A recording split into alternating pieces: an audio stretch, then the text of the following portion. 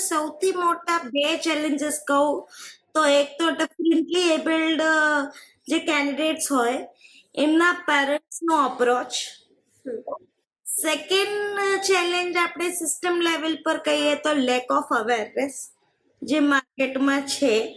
કારણ કે એમાં હું સિસ્ટમને દોષ નથી આપતી, કારણ કે જો જ્યાં સુધી હું નોકરી કરવા નહીં જઉં ત્યાં સુધી માર્કેટમાં ખબર નથી પડવાની કે આવા લોકોને પણ આ લોકો બી જોબ કરી શકે છે. અને હું સિસ્ટમમાં જઈશ તો એ લોકોને ખબર પડશે કે ભાઈ મને જોબ પર રાખે તો આવી આવી સગવડો આપવી પડે.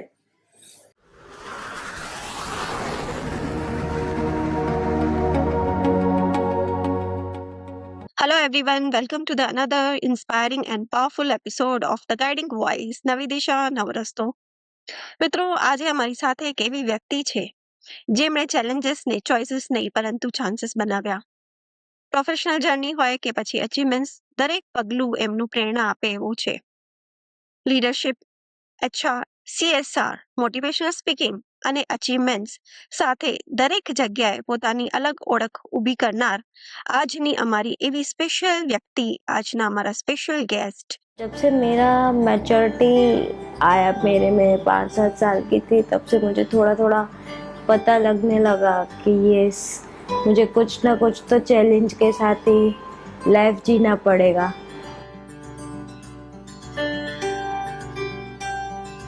सबसे अच्छी टास्क बोलूँ तो ये कि मेरी कंपनी ने मुझे जो HR का रोल दिया है, HR का अपॉर्चुनिटी दिया है, उसमें मैं किसी स्पेशली एबल्ड या किसी नीडी पर्सन को अगर जॉब के लिए सिलेक्ट करती हूँ और वो जो उसके मुंह पे मैं मुस्कान देखती हूँ तो मुझे बहुत अच्छा लगता है. રાજવી કોસાલિયા, સ્વાગત કરીએ તેમનું અને જાણીએ તેમની જર્ની વિશે. નમસ્કાર રાજવી મેમ, ધ ગાઇડિંગ વોઇસમાં આપનું હાર્દિક સ્વાગત છે. Thank you so much. Good evening. Professional જર્નીની વાત કરું તો ટેલિકોલરથી લઈને ટીમ કોચની જે સફર છે એ ક્યાંથી અને કેવી રીતે શરૂ થઈ, અમારા વ્યુઅર્સને જણાવશો? એટલે એવું હતું કે મને બહુ જ ચાઇલ્ડહુડથી I am very career oriented person. એટલે મને એવું ભણ્યા પછી એવું હતું કે ક્યાંક ને ક્યાંક મારે જોબ તો કરવી જ છે. એટલે મેં બહુ બધી જગ્યાએ ઇન્ટરવ્યૂઝ આપ્યા અને શોધવાનું ચાલુ કર્યું. બટ એઝ યુ નો, તમને ખબર છે કે અત્યારે નોર્મલ લોકોને પણ ઘણી બધી તકલીફો પડતી હોય છે જોબ માર્કેટમાં. તો being a person with special needs, જેને આપણે કહીએ કે કંઈક અલગ, એટલે કોઈક તકલીફ સાથે તમે જ્યારે માર્કેટમાં હો ત્યારે લોકોને તમને જોવાનો આખો નજરિયો જે હોય એ બદલાઈ જાય. લોકો તમને તમારી આવડતથી નહીં પણ તમારી ડિસેબિલિટીથી જોવે છે. એ આપણા સમાજની આપણે કરુણતા કહી શકીએ તો એ, અને નબળાઈ કહી શકીએ તો એ.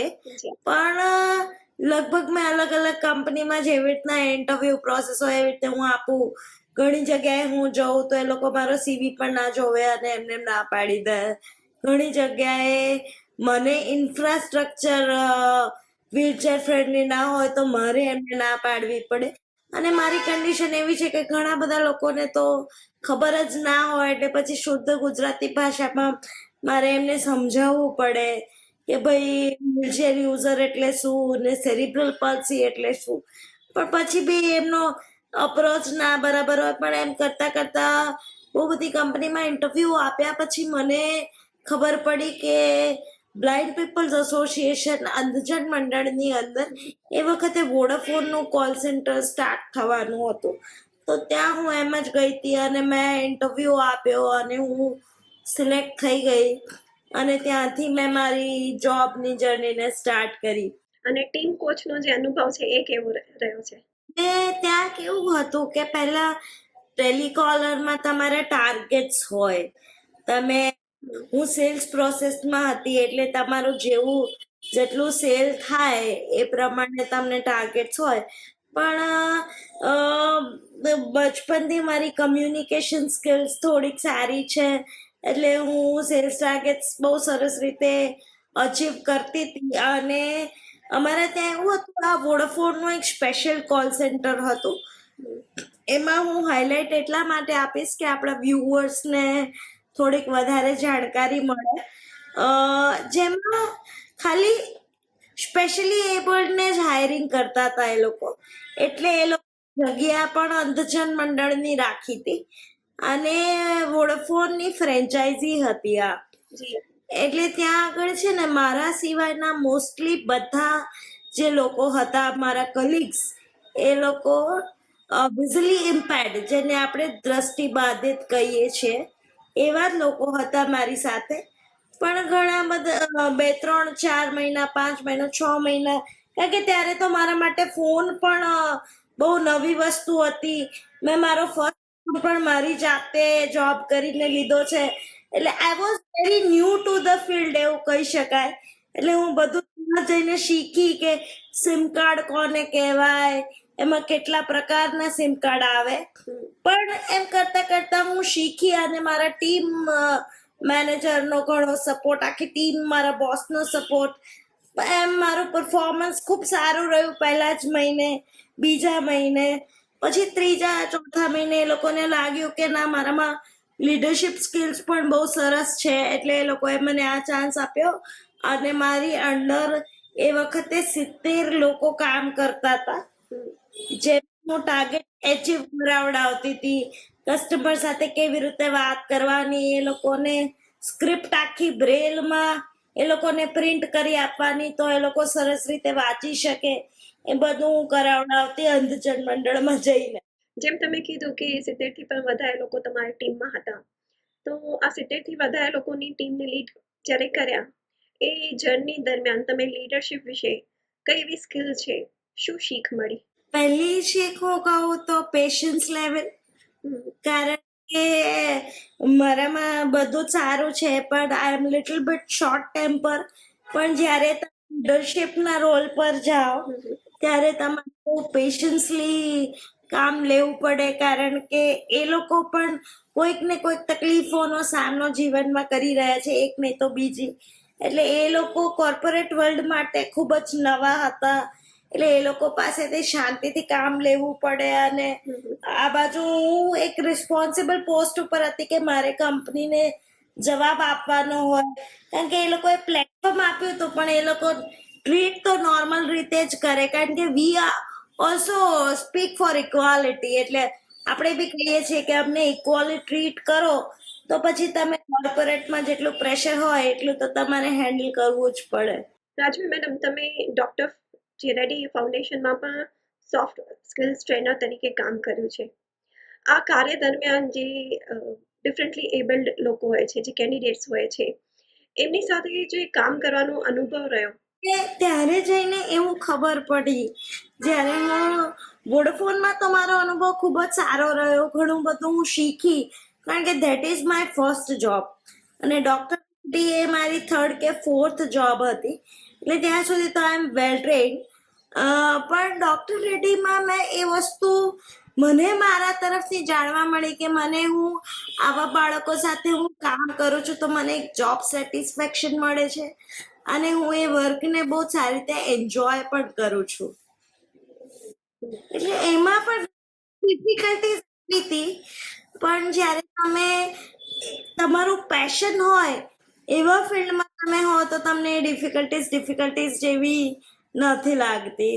અને એ વ્યક્તિ જે કેન્ડિડેટ્સ છે, ડિફરન્ટ ટેબલ કેન્ડિડેટ્સ માટે જોબ પ્લેસમેન્ટ માટે જ્યારે તમે કામ કરી રહ્યા છો, એ કામ કરતી વખતે જે સિસ્ટમ લેવલ ઉપર ચેલેન્જીસ આવે છે, જેમ તમે કીધું ને કે ઘણા બધા ચેલેન્જીસ આવે છે, પ્રોબ્લેમ્સ આવે છે, પણ ઘણીવાર આપણા પેશનના લીધે કે પ્રેમના લીધે કે સહયોગના લીધે ચેલેન્જીસ લાગતા નથી. પણ સિસ્ટમ લેવલ પર કામ કરતી વખતે કયા મોટા ચેલેન્જીસ તમે ફેસ કર્યા? લેવલ પર સૌથી મોટા 2 ચેલેન્જીસ કહું તો એક તો ડિફરન્ટલી એબલ્ડ જે કેન્ડિડેટ્સ હોય એમના પેરેન્ટ્સનો અપ્રોચ. સેકન્ડ ચેલેન્જ આપણે સિસ્ટમ લેવલ પર કહીએ તો લેક ઓફ અવેરનેસ જે માર્કેટમાં છે, કારણ કે એમાં હું સિસ્ટમને દોષ નથી આપતી, કારણ કે જો ત્યાં સુધી હું નોકરી કરવા નહીં જઉં ત્યાં સુધી માર્કેટમાં ખબર નથી પડવાની કે આવા લોકોને પણ આ લોકો બી જોબ કરી શકે છે, અને હું સિસ્ટમમાં જઈશ તો એ લોકોને ખબર પડશે કે ભાઈ મને જોબ પર રાખે તો આવી સગવડો આપવી પડે. જી પેરેન્ટ્સ કામ કરવામાં એટલે ચેલેન્જીસ કે એ લોકો પોઝેસિવ પર્સન વિથ સ્પેશિયલ નીડ્સના જે પેરેન્ટ્સ હોય ને એ થોડા ઓવર પોઝેસિવ હોય. એ હું મારા પોતાના કેસમાં પણ જોઈ રહી છું. પણ એ ઓવર પોઝેસિવ હોય એના માટે એમના બાળકો પ્રોફેશનલ એટીટ્યુડ અને એ બધું શીખી નથી શકતા. એટલે જ્યારે જોબ માર્કેટમાં જાય ત્યારે એમને બહુ જ તકલીફ પડે છે. પેરેન્ટ્સનું કઈ કઈ રીતે એમના બાળકોને આવા ડિફરન્ટેબલ બાળકોનો ઉછેર કરવો જોઈએ, શું સજેશન આપશો? એટલે હું એવું કહીશ કે પહેલા દરેક ચેન્જની શરૂઆત ઘરેથી થાય છે એવું મને લાગે. આપણે એક બહુ ફેમસ કોટ છે ઇંગ્લિશમાં, charity begins from the home. એટલે જો તમે જ તમારા બાળકને ડિફરન્ટલી એબલ્ડ તરીકે જોશો તો સમાજ તો એને ક્યારેય સ્વીકારવાનું નથી. તમે એને નોર્મલની જેમ જ ટ્રીટ કરો. હા, એની નીડ્સ અલગ છે તો એને સપોર્ટ અલગ રીતે આપો, બટ એના માટે એને સ્પેશિયલ ટ્રીટમેન્ટ આપવાની જરૂરત નથી. તમારું નોર્મલ બાળક હોય ઇઝ પર એક્ઝામ્પલ, તો એ 6 કિલોમીટર દૂર જોબ કરવા જાય તો તમને પ્રોબ્લેમ હોય ના હોય.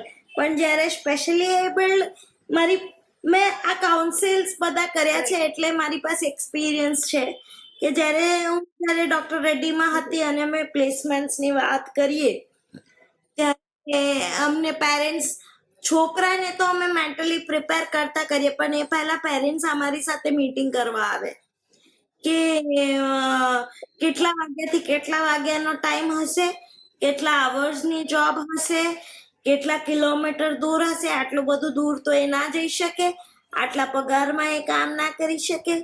તો આટલા બધા ઇફ એન્ડ બટ્સ જો તમે જ એના મગજમાં નાખો તો ઇટ ઇઝ ઇમ્પોસિબલ કે એને કોઈ પ્રાઇવેટ સેક્ટરમાં જોબ મળી શકે, કારણ કે અત્યારે બહુ જ અઘરું છે. અને એના માટે કાં તો તમારી પાસે હાઈએસ્ટ ક્વોલિફિકેશન જોઈએ, જે આપણા બાળકો ક્યાંક ને ક્યાંક નથી લઈ શકતા. એમાં પણ સિસ્ટમ નબળી છે. તો આપણે ક્યાંક શરૂઆત કરવી હોય તો થાળી ઓલવેઝ બે હાથે વાગે. તો મારું પેરેન્ટ્સને બહુ જ હું દિલથી અપીલ કરું છું કે કોઈ પણ પેરેન્ટ્સ હોય, ડોક્ટર રેડ્ડીમાં તો બહુ જ બધું કાઉન્સેલિંગ કર્યું છે. અત્યારે પણ મારી પાસે બહુ પેરેન્ટ્સના કોલ્સ આવે જ છે રોજ. પણ હું એક જ વસ્તુ કહીશ કે જો તમારે તમારા બાળકને પ્લેટફોર્મ આપવું જ હોય નોર્મલની જેમ, તો એને પહેલા નોર્મલની જેમ જ રેડી કરો, કારણ કે બહાર એને કોઈ સ્પેશિયલ ટ્રીટમેન્ટ નહીં મળે. એવા જે તમે પેરેન્ટ્સની કાઉન્સેલિંગ કરો છે, ટૂંકમાં એમ કહીશ કે તમે એમને ટફ બનવાનું કહો છો કે તમે ટફ થશો. ટફ એટલે કે પેમ્પરિંગ ના કરીએ બાળકોની. ના, બાળકને ઇમોશનલ સપોર્ટ આપો, કારણ કે એ બી બહાર નહીં મળે. અને લડવા માટે એને ઇમોશનલી બી બહુ જ સ્ટ્રોંગ થવું પડશે, કારણ કે સમાજમાં બહુ જ અવેરનેસની કમી છે. એટલે હજુ સુધી after 10 years of experience in the corporate મારે પણ રોજ ને રોજ ચેલેન્જીસનો સામનો કરવો પડે છે. But I am by the grace of God સમજો તો એવું, ને કાં તો પેરેન્ટ્સનો સપોર્ટ કહીએ તો એ પણ કહી શકાય.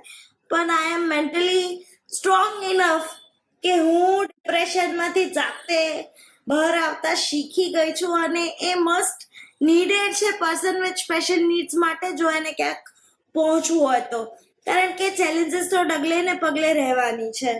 જેમ તમે કીધું ને, નોર્મલ માણસો માટે પણ ડગલે ને પગલે ચેલેન્જીસ છે. તો આપની જે કેટેગરી છે એમાં તો લોકોનો, જેમ તમે કીધું ચેરિટી બિગિન્સ એટ હોમ, ચલો પેરેન્ટ્સને તમે કાઉન્સલ કર્યા, પેરેન્ટ્સની કાઉન્સેલિંગ કરી, બાળકોની કરી, બધાની કરી લીધી, ઠીક છે, નાઉ દે આર ઓકે. બટ એ જ બાળકો જ્યારે બહારની દુનિયામાં નીકળે છે, પછી જ્યારે ચેલેન્જીસ ફેસ કરે છે, તો એ જે સમાજનો દ્રષ્ટિકોણ છે એ કેટલો બદલાયો છે? નથી બદલાયો. હું તો કહેતી જ નથી કે બદલાયો છે.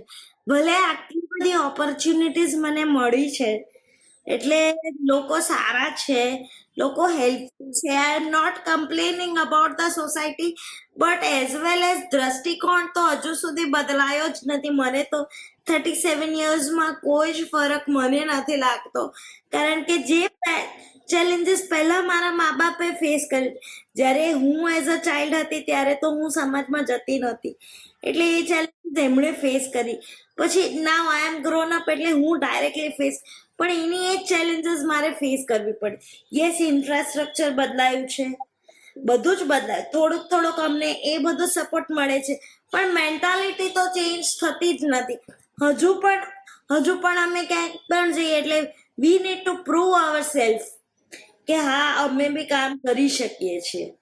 રાજવી મેડમ, તમને નારી રત્ન એવોર્ડ અને બેસ્ટ મોટિવેશનલ સ્પીકર એવોર્ડ મળ્યા છે. આ બંને સિદ્ધિઓ મળ્યા પછી તમારા કરિયરમાં કયા ટર્નિંગ પોઈન્ટ આવ્યા?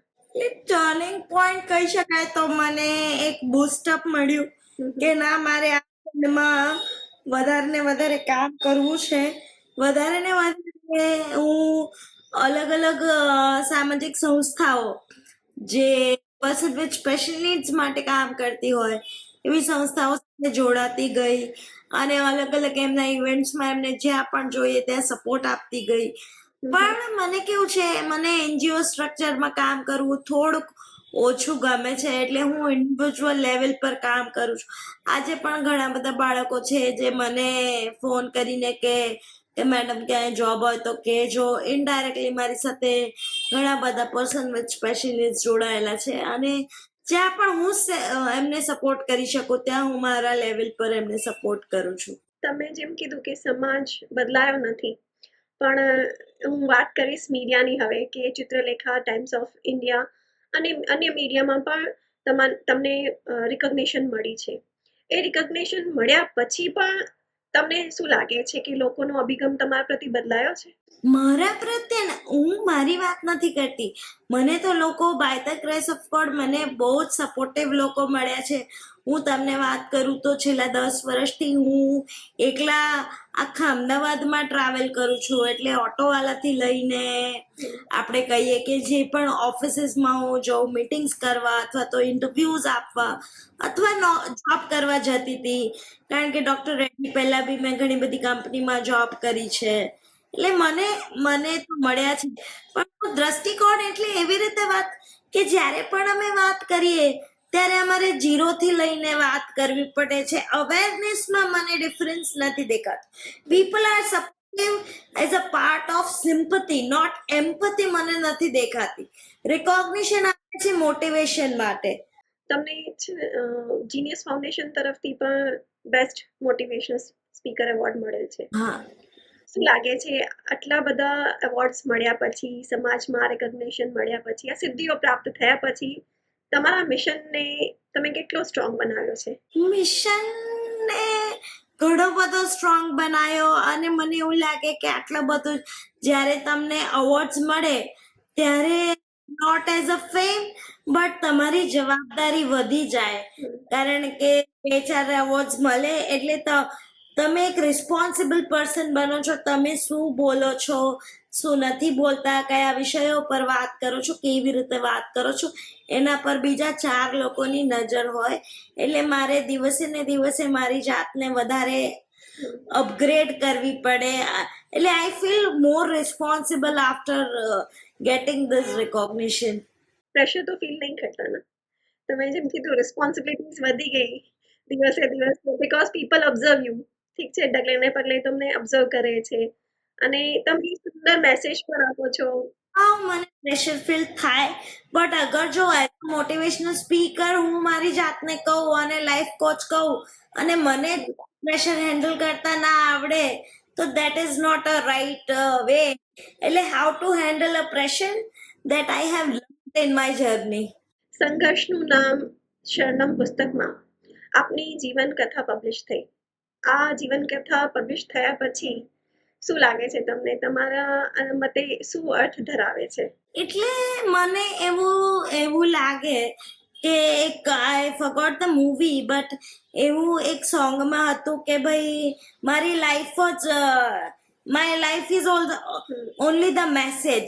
એટલે અત્યારે બી કદાચ મારાથી વધારે એચિવમેન્ટ વાળા લોકો બી હશે, ડિસેબલ્ડ કેટેગરીમાં પણ હશે, હું મારાથી વધારે એચિવ કર્યું હશે, મારાથી વધારે સારું કામ પણ કરતા હશે, પણ મને થોડુંક એવું લાગે કે મારો જે લાઈફ પ્રત્યેનો અપ્રોચ છે, મારી લાઈફ જ એક લોકો માટે એક્ઝામ્પલ છે અને એ જે રીતે હું જીવી રહી છું એના જ કારણે મને લોકો બોલાવી રહ્યા છે. એચિવમેન્ટ્સ તો મારા કરતાં વધારે સારા ઘણા બધા કરવાવાળા આપણા સમાજમાં છે, નોર્મલ વર્લ્ડમાં હોય કે ડિસેબલ્ડ વર્લ્ડમાં હોય. તમે કીધું ને કે રિસ્પોન્સિબિલિટી મારી વધી ગઈ. Bing as a motivational speaker હું પ્રેશરને મેનેજ ના કરી શકું તો હું પછી બીજાને શું ડિલિવર કરવાની. એટલે પ્રેશર હેન્ડલ કરવું પ્લસ રિસ્પોન્સિબિલિટી વધી ગઈ, એક રિકગ્નિશન મળી, અને જે તમને અંદરથી બહુ ઇન્સ્પાયર કરતું હોય છે અને દિવસે દિવસે સ્ટ્રોંગ બનવાની પણ પ્રેરણા આપતું હોય છે. એટલે સમહાઉ આઈ ફીલ કે ભાઈ જેમ જેમ હું ગ્રોન અપ કરું છું લાઈફમાં, પર્સનલ લાઈફ હોય કે પ્રોફેશનલ લાઈફમાં બહુ બધી હર્ડલ્સ આવે છે because of lack of awareness કહીએ તો, એ કાં તો લોકોનો અપ્રોચ હજુ નથી બદલાયો એટલા માટે, અને લોકો હાયર એન્ડ ફાયર બહુ કરે છે. પ્રાઇવેટ સેક્ટરમાં એવું બધું રહેવાનું, that is not a topic of the complain, but personal લાઈફમાં કહું તો ડિસેબિલિટીની મને એક ગિફ્ટ મળી હોય એવું કહી શકાય આપણે, કે મને એ ગિફ્ટ ડિસેબિલિટીએ આપી છે. બાય ધ બર્થ આ ડિસેબિલિટી હોવાના કારણે એક વસ્તુ સારી એટલા માટે થઈ કે દરેક માણસના જીવનમાં એક ચોખ્ઠું ગોઠવાયેલું હોય આપણા ભારતીય સમાજ પ્રમાણે કે ભાઈ 25 વર્ષે લગ્ન કરવાના, આટલા વર્ષે છોકરાઓ, આટલા વર્ષે ભણવાનું પતી જવું જોઈએ. એવું કોઈ પ્રેશર મારા પર નથી. હું જ્યારે જે ફિલ્ડમાં મને તક મળે ત્યારે હું મારા ડ્રીમ્સને ફૂલફિલ કરવા માટે 100% જે ફ્રીડમ છે અને જે કોન્ફિડન્સ છે એ કદાચ ડિસેબિલિટી મારા પેરેન્ટ્સનો સપોર્ટ તો ઓબ્વિયસલી છે, પણ હું એવું કહીશ કે એ ડિસેબિલિટીની ગિફ્ટ વધારે કહી શકાય.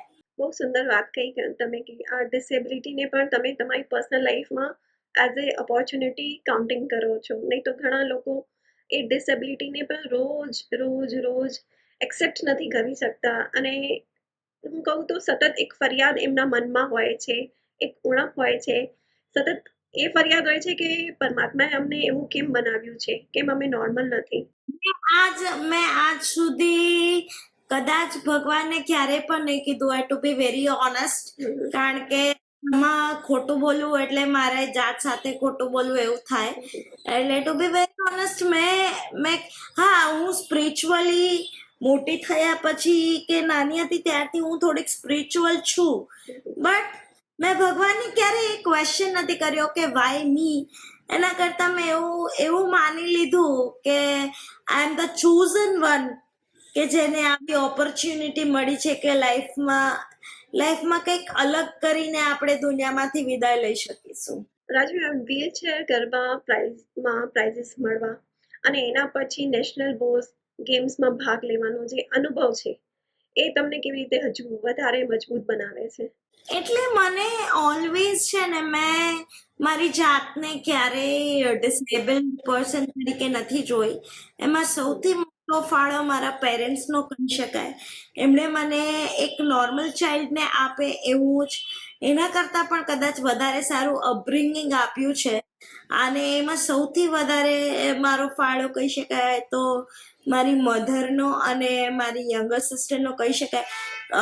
હું મારા ફાધર સાથે વધારે એટેચ છું, એ અલગ, એઝ અ ડોટર એવું જ હોય, પણ અમુક વસ્તુ ફાધર કદાચ કમ્યુનિકેટ ના કરી શકે મધર સાથે આપણે બધી જ વાતો. અને મારી નાની બેન છે, એ મારાથી 6 વર્ષ નાની છે. અત્યારે તો she got married and move to Denmark. અત્યારે તો એનું પણ એક નાનું બાળક છે, પણ અમારા બંનેનો જે બોન્ડ છે એ બચપનથી બહુ જ સારો રહ્યો છે. એણે મને મોટી બહેન તરીકેનું રિસ્પેક્ટ ઓલવેઝ આપ્યું છે, તેમ છતાં બી એ મારી મોટી બહેન હોય એ રીતે વર્તી છે અને મારી બધી નીડ્સ એણે સમજી છે. નીડ્સમાં જો ફિઝિકલ નીડ્સ તો એવું હોય કે એ તો પેરેન્ટ્સ ઓલવેઝ પૂરી કરતા હોય, ફિઝિકલ હોય કે ફાઇનાન્શિયલ હોય કે ગમે તે નીડ્સ હોય, બટ જે મોરલ સપોર્ટ જોઈએ, જે ઇમોશનલ સપોર્ટ જોઈએ, એના માટે ઓલવેઝ શી ઇઝ ધેર. મારી મમ્મી હોય કે મારી નાની બહેન હોય, એના માટે I am very thankful to God. અને મારા બીજા ફ્રેન્ડ્સ કે એ લોકોએ મને હંમેશને માટે તાકાત આપી છે. રાજુ મેડમ, પબ્લિક સ્પીકિંગ અને લીડરશિપ સ્કિલ્સ આ કોઈને ડેવલપ કરવી હોય તો એને કઈ કઈ બાબતોનું ધ્યાન રાખવું જોઈએ? પહેલા તો યુ નીડ ટુ એક્સેપ્ટ કે ભાઈ તમારે રીડિંગ વધારવું જોઈએ, અને બીજી વસ્તુ કે ફિયર ના રાખવો જોઈએ કોઈની પણ સાથે, કોઈ પણ લેંગ્વેજમાં તમારે વાત કરવાની. અને ત્રીજી ટીપ કે તમારે ત્રણેય લેંગ્વેજ આપણા ભારતમાં જે કોમનલી યુઝ થાય, ગુજરાતી, હિન્દી અને ઇંગ્લિશ, એના પર તમારું પ્રભુત્વ કેળવવાનો પ્રયત્ન કરવા જોઈએ. આગળના સમયમાં જો વાત કરું તો પ્રોફેશનલ ગ્રોથ, સોશિયલ ઇમ્પેક્ટ અને જે અચીવમેન્ટ્સ છે તમારા, એના માટે તમારું વિઝન શું છે? એટલે પ્રોફેશનલ ગ્રોથમાં તો અત્યારે એવું છે કે મને કોઈક સારી કંપની, એટલે એના ટર્મ્સ ઓફ નેમ, કારણ કે નેમ્સ વાળી કંપનીમાં જોઈએ એવું એટમોસ્ફિયર મને નથી મળતું, એટલે we don't name anyone, but એવી સારી કંપની કે જ્યાં મને કામ કરવાની મજા આવે. અને તમારા માધ્યમથી હું એટલું જ કહેવા માંગીશ, નોટ ઓન માય બધા જ ડિસેબલ વતી, જો તમે મને લીડર કહેતા હો તો મારી ફરજમાં આવે તમારા માધ્યમથી મારે ખાલી કોર્પોરેટ્સને એટલું જ કહેવું છે કે we can also work as a normal people, you just need to give us a platform. Correct. જે તમે આગળ પણ કીધું કે અમારે સિમ્પથીની જરૂર નથી, એમ્પથીની જરૂર છે અને એક તકની ખાલી જરૂર છે, અને દર વખતે અમે અમારી જાતને પ્રૂવ કરવાની પણ જરૂર નથી. દ્રષ્ટિકોણ બદલાયો છે, તમે ભલે ના પાડો છો, પણ હું એમ કહીશ કે હા, દ્રષ્ટિકોણ બદલાયો છે, પણ હજી પણ બદલવાની જરૂર છે. એરિયામાં બદલાયો છે કે ભાઈ ચલો આપણા પીએમ શ્રીના આયા પછી એક્સેસિબલ સુગમ્ય ભારતની જે ચળવળ છે એ ઘણી બધી જોશમાં, એટલે તમને ઘણી બધી જગ્યાએ વ્હીલચેર્સ અવેલેબલ થાય છે. જેમ કે હમણાં ફ્લાવર શો થઈ ગયો, તો ફ્લાવર શો એક્સેસિબલ હતો, એટલે ઘણી બધી જગ્યાએ બદલાયો છે, ઘણી બધી જગ્યાએ અમને પ્રાયોરિટી મળે છે. પણ હજુ સમાજના લોકોને એવું નથી ખબર કે જેવી તમારી જરૂરિયાત છે એવી જ અમારી જરૂરિયાત હોય, એટલે અમારે બી જીવન વ્યતીત કરવા માટે એક સારી જોબ, સારા લોકો, જે તમને જોઈએ એ જ વસ્તુ અમને જોઈએ છે. તમે અમને જુદી રીતે જોવાનું બંધ કરી દેશો તો આ કામ કદાચ અમારા માટે બહુ સારું થઈ જશે. અને સાથે સાથે હું ડિસેબલ્ડ ફ્રેન્ડ્સને પણ એવું કહેવા માંગીશ કે જ્યારે તમે ઇક્વલ ઓપોર્ચ્યુનિટીની વાત કરો, ઇક્વલ હક વાત કરો, ત્યારે તમારે તમારી જાતને અપગ્રેડ કરવી પડે, ડર છોડી અને બહારના માર્કેટમાં આવવું પડશે.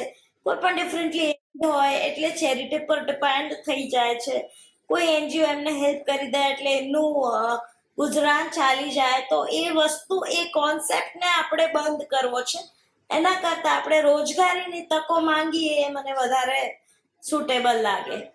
રાજુ મેમ, જો આજની તારીખે તમે તમારા યંગર સેલ્ફ તમારી સામે બેઠા હોય તો તમારી જે પ્રોફેશનલ જર્ની છે અને અચીવમેન્ટ્સ છે એ બંને સમક્ષ રાખીને તમે ધ ગાઈડિંગ વોઇસના માધ્યમથી શું સલાહ આપવા માંગશો? એટલે એક તો હાર્ડવર્ક, મને કારણ કે હું કોર્પોરેટ્સમાં બી જઉં છું લેક્ચર લેવા માટે, એટલે મારી પાસે નોર્મલ કિડ્સ બી આવે છે, બરાબર, એટલે હાર્ડવર્ક, કન્સિસ્ટન્સી અને પેશન્સ, આ ત્રણ વસ્તુ બહુ ટફ છે એઝ અ હ્યુમન. ક્યારેક ક્યારેક આઈ ઓલ્સો લોસ્ટ, એટલે ક્યારેક ક્યારેક પણ થઈ જાય છે, પણ પેશન્સ ડેવલપ કરવા માટે હું એવું માનું કે સ્પિરિચ્યુઅલ, જે તમે કીધું ને કે આટલું બધું સ્ટ્રોંગ તમે અંદરથી કેવી રીતે થઈ શકો, તો અંદરથી સ્ટ્રોંગ થવા માટે તમારી જાત સાથે તમે પોતે જ સમય ગાળો, તમારા મનને તમે પહેલા ઓળખો અને થોડો ઘણો સ્પિરિચ્યુઅલ સપોર્ટ, એટલે કે ભગવાન પર ભરોસો રાખો, કે કોઈક એક ભગવાન, જેમાં પણ તમે તમારા જે પણ, I am not specific about any religion or any, તમને જે પણ એક્ટિવિટી ગમતી હોય એ કરો અને એની સાથે તમારા પ્રોબ્લેમ્સ શેર કરો, તો એ વસ્તુ અને એ જર્ની ઇઝી થાય અને તમને એક મનોબળ મળે. Raju ma'am, who is your guiding voice? My guiding voice till now, my mother, obviously, and my younger sister, and very later on my mentor is there, Mr. Neerav Shah. જેમની સાથે હું રહીને આટલું બધું મોટિવેશનલ સ્પીકર તરીકે મને આટલી બધી જગ્યાઓએ તક મળી, આટલું બધું હું એમની પાસેથી શીખી. પ્લસ અને જ્યારે પણ કોઈક ક્યાંક અટકું તો હું એમની સાથે ગાઈડન્સ લઉં, એમની પાસેથી શીખું અને એ મને નાની નાની વસ્તુઓમાં અપ્રિશિએટ કરે, એટલે મને બૂસ્ટ મળે અને હું મારી જાતને વધારે પોલિશ બી કરું છું. Great great.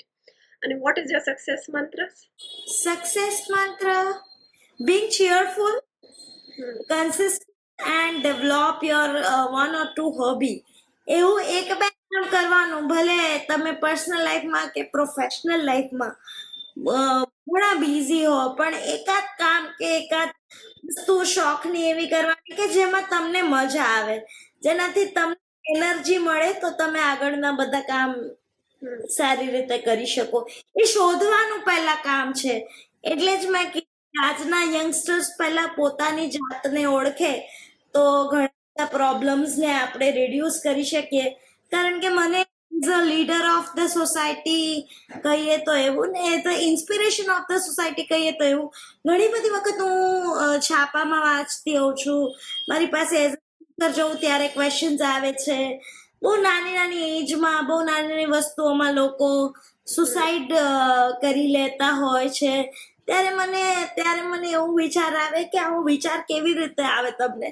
ભગવાને જ્યારે તમને આટલી સુંદર લાઈફ આપી છે તો એને ડિઝાઇન કરવાનું કામ પણ આપણું છે. એણે તમને આવું કરવા તો નીચે નથી મોકલ્યા. દરેકને કોઈક પર્પસ થી નીચે મોકલ્યા છે ભગવાને, પણ એ પર્પસ શોધવાનું કામ આપણું છે. એ ખાલી આપણને હેલ્પ કરી શકે. આજનો એપિસોડમાં એક સુંદર મેસેજ મળ્યો છે કે પરમાત્માએ આપણને નીચે મોકલ્યા છે તો ડિઝાઇન કઈ રીતે કરવાનું છે એ આપણા હાથમાં છે. નિરાશ ના થાય. આ જીવન ટૂંકાવવાથી કોઈ મતલબ નથી કે એ જીવન ટૂંકાવી દીધું તો સમસ્યાઓનો અંત આવી જશે, એ ખોટી વાત છે. એ તો આપણે ફેલિયર સ્વીકારી જ લીધું. એ તમે એ સ્ટેપ કરો એટલે you declare yourself as a failure. તમે જ ડિક્લેર કરી દીધું, સમાજ તો નથી કરતો. ક્યાંક ને ક્યાંક એક પ્રેશર ફીલ કરતા હોય છે ત્યારે જીવન ટૂંકાવવાની વાત કરતા હશે કે મનમાં એવો વિચાર આવી ગયો હશે. પ્રેશર, મને એવું લાગે છે કે પ્રેશર ફીલ કરવામાં આપણે જો યંગસ્ટર્સની વાત કરીએ ને તો સૌથી મોટો ફાળો સોશિયલ મીડિયાનો છે. સોશિયલ મીડિયાના બહુ બધા પોઝિટિવ પોઈન્ટ્સ છે, જેમ કે અમારા જીવન માટે સોશિયલ મીડિયા એક આશીર્વાદ તરીકે કામ કરે કે અમે ક્યાંક બહાર ના જઈ શકીએ પણ અમને કંઈક સર્ચ કરવું હોય તો we can search on a finger tips. કે શીખવું હોય તો યુટ્યુબ પરથી શીખી શકીએ. બટ જે સોશિયલ મીડિયા પર લોકો પોસ્ટ કરીને ઇન્ફ્લુઅન્સ થાય અને ના જોવાનું પણ જોવે ને જોવાનું પણ જોવે, એમાંથી જે બધું પ્રસરે, એના માટે પ્રેશર્સ અને ફોમો, એટલે બધાને આ આવું કરે છે પણ હું આવું નથી કરી શકતો, એનાથી જે કમ્પેરિઝન ક્રિએટ થાય છે એમાં પેરેન્ટ્સને બી પ્રેશર થાય અને બચ્ચાઓને પણ પ્રેશર થાય, કારણ કે એ લોકો મેચ્યોર એજ પર નથી. જ્યારે તમે મેચ્યોર એજ પર આવી જાઓ અને જ્યારે તમે એ ફાઇન્ડ આઉટ કરો છો કે આ સારું આ ખરાબ. અને બીજો માઇનસ પોઈન્ટ છે કે અત્યારે લોકો વાતો શેર નથી કરતા. They are not sharing up things with the parents.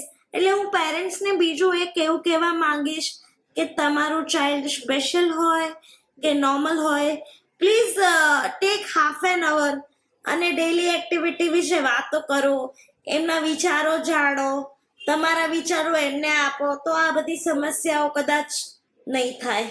ખૂબ સુંદર વાત કરી છે તમે આજે, અને આ ધ ગાઈડિંગ વોઇસના આજના એપિસોડથી એક સુંદર મેસેજ જઈ રહ્યો છે પેરેન્ટ્સને પણ, સ્ટુડન્ટ્સને પણ, બચ્ચાઓને પણ, અને એક સામાન્ય, હું કહીશ સમાજના એક સામાન્ય વ્યક્તિને પણ આ સુંદર મેસેજ જઈ રહ્યો છે કે લાઈફને કઈ રીતે અને કેવી રીતે આપણે મોટિવેટ કરી શકીએ છીએ. બધા મને મોટિવેશનલ સ્પીકર કહે છે, બટ મને મોટિવેશન શબ્દ નથી ગમતો. એટલે આઈ એમ યુઝિંગ અ લાઈફ કોચ, કારણ કે મોટિવેશન ઇઝ અ ટેમ્પરરી. તમે મને હમણાં વાત કરો તો 10 મિનિટ માટે હું મોટિવેશન લઉં અને પાછું હતું એવું ને એવું. એટલે કે how to be a self motivated. તમને રોજ કોઈ આવીને મોટિવેટ કરશે એવું તો થવાનું જ નથી. અને એસ્પેશિયલી પર્સન વિથ સ્પેશિયલ નીડ્સના જીવનમાં તો એક નહીં તો બીજી ડગલે ને પગલે બાધાઓ રહેવાની, એમના જીવનમાં પણ રહેવાની ને એમના પેરેન્ટ્સના જીવનમાં પણ રહેવાની છે. તો જો તમે પોતે ખુશખુશાલ હો અને સેલ્ફ મોટિવેટેડ હો તો તમારા પેરેન્ટ્સ બી તમને સારી રીતે સપોર્ટ કરી શકે. સાચી વાત છે. એટલે સેલ્ફ મોટિવેશન બહુ જ ઇમ્પોર્ટન્ટ છે. રાજી મેડમ, હવે લાસ્ટમાં આપણે મેઇન સ્ટ્રીમ કોન્વર્ઝેશન પછી આપણે થોડા ફન માટે રેપિડ ફાયર રાઉન્ડ રમીશું. હું તમારા માટે ઝટપટ એક પ્રશ્ન વાંચીશ. તમારા મનમાં જે પહેલો શબ્દ અથવા પહેલું વાક્ય આવે એ તમારે કહેવાનું છે. રેડી? વન વર્ડ તમારી life journey. Inspiration. Morning motivation કે night reflection? Morning motivation. Stage fear, yes or no? No. Great, લાગતું જ નથી તમને જોઈને. HR પ્રોફેશનલ તરીકે સૌથી favourite skill? Deal with people. Motivational speaker તરીકે માઇક વધારે ગમે છે કે ઓડિયન્સ? બંને. અવોર્ડ મળતી ક્ષણ કે ઓડિયન્સ સ્ટેન્ડિંગ ઓવેશન, બંનેમાંથી શું તમને વધારે પસંદ છે? Standing ovation. Wheelchair garba, practice hard કે કોન્ફિડન્સ મોર? કોન્ફિડન્સ મોર. ચેલેન્જ સામે તમારો ફર્સ્ટ રિએક્શન શું હોય છે? આટલા યર્સ એટલે આપણે આખી લાઈફ જર્નીને કહીએ તો 36-37 યર્સના આખા ઇવન પછી હું અત્યારે એવું કરી શકું છું કે I don't react immediately. Correct. હું પહેલા એ ચેલેન્જને સમજું, પછી કોઈકને જો મારાથી સોલ્વ ના થઈ શકે તો હું કોઈકની પાસે ગાઈડન્સ લઉં અને એમાંથી રસ્તો કાઢું. ફેલિયર તમને શું શીખવે છે? સ્ટોપ કે start again? Start again. Great. Tea કે coffee? Coffee. Thank you Raju ma'am for sharing your inspiring journey, અને જે ઇન્સાઇટ્સ તમે શેર કર્યા તે બદલ ખૂબ ખૂબ આભાર તમારો. થેન્ક યુ સો મચ કે તમે મને આવો ચાન્સ આપ્યો કે ઘણા બધા દર્શકો સુધી આ મેસેજ પહોંચશે. અને મારી એક જ ઈચ્છા છે કે નિયર ફ્યુચરમાં I can use a ટેડેક્સ platform. બહુ જલ્દીથી મને એ ચાન્સ મળે. અને જો મેં સ્પોર્ટ્સ બહુ મોડું ચાલુ કર્યું છે, હમણાં રિસેન્ટલી જ મેં કેમાં નેશનલ પાર્ટિસિપેટ કર્યું. હા, ઓબ્વિયસલી મારું performance, I am not satisfied with my performance, but આ એક સ્ટાર્ટ છે. જો નજીકના ફ્યુચરમાં મને ચાન્સ મળે અને ઈશ્વર કૃપાથી જો એવું થઈ શકે તો ક્યારે બી મને ઇન્ડિયા માટે રમવું ગમશે. અને ઇન્ડિયા માટે હું જો મેડલ લાવી શકું તો હું મારી જાતને બહુ ભાગ્યશાળી સમજીશ. અમારા વિશેષ તમારી સાથે જ છે. જે તમારી ઈચ્છા છે એ બહુ જલ્દી પૂરી થાય એવી ધ રાઇડિંગ વોઇસના ફેમિલીથી વિશેષ છે તમારા માટે. બીજી સ્મોલ ઈચ્છા એવી પણ છે કે જો મને સોશિયલ સપોર્ટ મળે, ફાઇનાન્શિયલ સપોર્ટ મળે. મોદીજીને તો મારી મળવાની બહુ જ ઈચ્છા છે ક્યારથી, ખબર નહીં હવે ક્યારે પૂરી થશે. પણ ફાઇનાન્શિયલ સપોર્ટ મળે તો મારે એક એવી જગ્યા, એક એવી ક્લબ ઊભી કરવી છે કે જ્યાં બધા દિવ્યાંગો આવીને, જેવી રીતે અત્યારે લોકોને બહુ ફેશન કે કેફેમાં જઈને પોતાના ફ્રેન્ડ સાથે હેંગઆઉટ કરે છે, પણ દિવ્યાંગો માટે બધા કેફેમાં જવું ઇઝ નોટ પોસિબલ.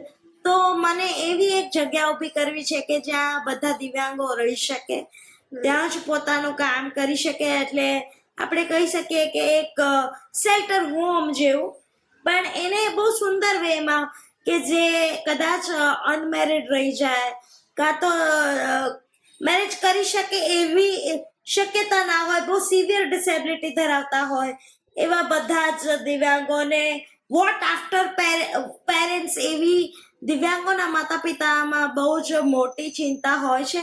તો એ ચિંતા હું ક્યાંક ને ક્યાંક દૂર કરી શકું અને એવી કોઈ હોસ્ટેલ ક્રિએટ કરી શકું કે જ્યાં એ લોકો રહે, જ્યાં એ લોકો આનંદ કરે અને પોતાનું ગુજરાન બી ચલાવે, ટ્રેનિંગ બી એમને મળે અને કમાઈ બી શકે. એવું એક સંકુલ ઊભું કરવાની મારી બહુ દિલથી ઈચ્છા છે. ખૂબ સુંદર ઈચ્છા છે તમારી, ખૂબ સુંદર વિચારો છે. બહુ જલ્દી તમારા વિચારો પૂર્ણ થાય એવી અમારી શુભેચ્છા છે. Thank you so much. Thank you so much for giving me this wonderful platform. મિત્રો, આજનો એપિસોડ, રાજવી મેડમનો એપિસોડ આપણને એક વાત શીખવે છે કે લિમિટેશન્સ એ તનને બાંધી શકે છે, મનને નહીં. આપણી ક્ષમતાઓને નથી બાંધી શકતા. અને સફળતા એ એક દિવસનું કામ નથી. સતત મહેનત, લગન અને ધગશનું પરિણામ હોય છે. જો સ્વયંમાં આત્મવિશ્વાસ હોય, સ્વયંમાં કોન્ફિડન્સ હોય, તો સિદ્ધિ આપોઆપ મળે છે. ફરી મળીશું એક નવા એપિસોડ સાથે, એક નવા મહેમાન સાથે, એક નવી પ્રેરણા સાથે. જો તમને આ એપિસોડ ગમ્યો હોય તો લાઈક, શેર, સબસ્ક્રાઇબ જરૂર કરજો. ફરી મળીશું. Till then, good bye.